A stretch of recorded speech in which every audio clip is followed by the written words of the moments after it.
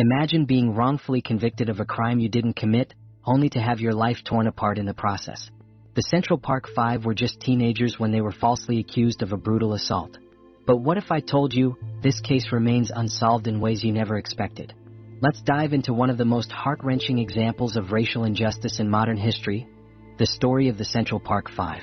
In 1989, a woman was brutally assaulted in Central Park. The police quickly rounded up 5 African American and Latino teenagers, ages 14 to 16. They were coerced into confessions they didn't understand and didn't even match the evidence. These confessions were full of inconsistencies, yet they were used against them in court. The trial was a media frenzy.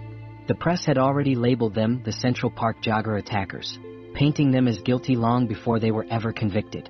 Despite a lack of physical evidence linking them to the crime, the teenagers were sentenced to years in prison. Fast forward to 2002.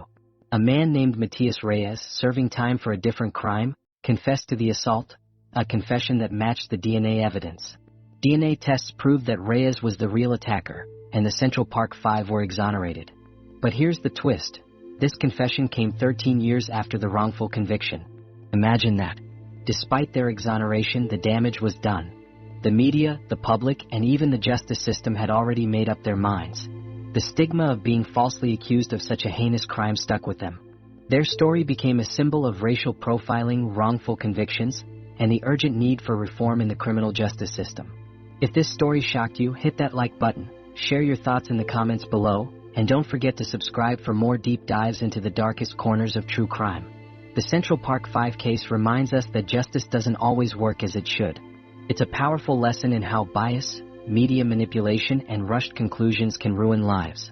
But it also shows us the power of truth, because no matter how long it takes, the truth will eventually come out. Stay curious, stay aware, and let's keep seeking justice together.